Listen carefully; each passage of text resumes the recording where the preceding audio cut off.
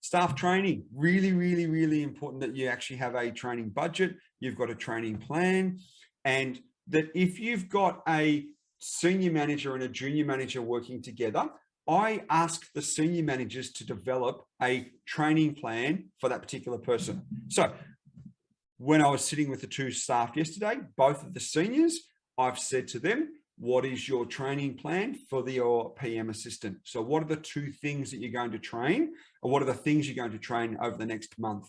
So in July, set aside a 15, 20-minute training block that you can go through and either look inside a Trello, look at a webinar, look at a video, attend a training. Even today, I'm attending a training later in the afternoon, an REIV, VCAT training. Training is constant. It's ongoing. It should never, ever stop. And it should be part of your ongoing program. So you should have as an office, a monthly, whether you do a month, 3 months, 6 months, 12 months, an actual overall training plan, training budget, and it should be structured. Some of them are group, some of them are individual. So with the office that I'm working in, we have one session a month that goes for 90 minutes where it's group. Everyone from the office jumps into that particular training. We divert the phones. Everyone jumps into that particular training.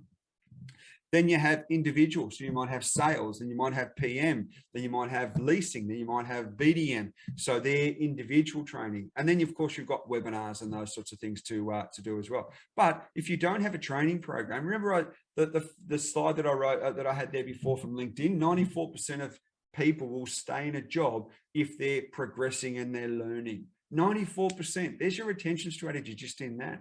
Keep the training going. Too often do we actually bring on staff, and I spend a lot of time with staff in the different offices that I work across, and before the training's not there, and that's why we have the lack of skills. But it keeps people motivated. They're going to learn. They're going to keep developing themselves. The agents rep in Victoria used to be only 1 week. It's a 6-month program, sadly.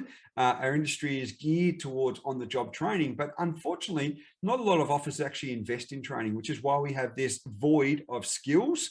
And again, as I was indicating before, many managers or many leaders don't have those skills. So if you've got managers in your organization, my question to you, whether they're a department manager, senior manager, what are their trainings that you're offering around management?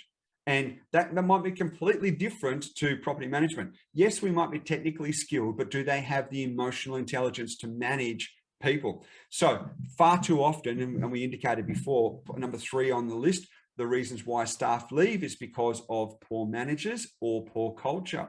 So if you don't have a training program which actually indicates what you're doing for your staff, then of course you're going to really struggle into that as well. The more money and time invested into training will come back, and it will be better for your team. Implement a staff training program. Plan for problem solving. I hear scripts and dialogues. I don't like that, scripts and dialogues. It's just problem solving. So regularly when I'm in the property management meetings on a Monday, we'll just go through and say, what did you uncover last week?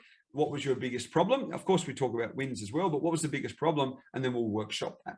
Was there an issue? And then what do we workshop? So it's about being able to share the knowledge. But at the same time, if you've got a difficult client, you've got a difficult tenant, you've got a difficult trade, you've got a difficult situation, how do we overcome that? So that's about just problem solving, not necessarily scripts and dialogues. You don't want to be saying, you say this, they say that. It's just, how do we overcome that? Give people the opportunity to be individualized so that they can respond in their own way, but with the tools. That's the biggest reasons why, and I hear this often, staff won't pick up the phone. I hear this from directors. My staff won't pick up the phone. Okay, it's because they generally don't have the answers. And as a result, they're going to end up in conflict. You don't have conflict training. Give them the tools, and therefore they'll be happy to pick up the phone. Okay, not all training sessions are effective. Some are just a waste of time. Increase the individual training allowance each year. So I suggest to staff down to here, I suggest as part of packages that for junior staff, we would give $500 at least co-contribution. So every staff member has up to $500 to spend on a 12-month basis, and it starts all over again. 1st of July, 12-month training program again. You want to go off to a conference and it's a $800 conference. Well, you pay $400 and we'll pay $400. There's the staff co-contribution. So they're contributing in, they've got some skin in the game, and we're also then contributing. And it might just, some of it might all be work related. Some of it might be individual personalized training. So it might be about management skills. It might be, I want to go for a one-day training. It might be just listening to a webinar. It might be, you might pay for your staff to have access to some books or some training programs or a particular, training program. Okay. Conferences are really good to attend.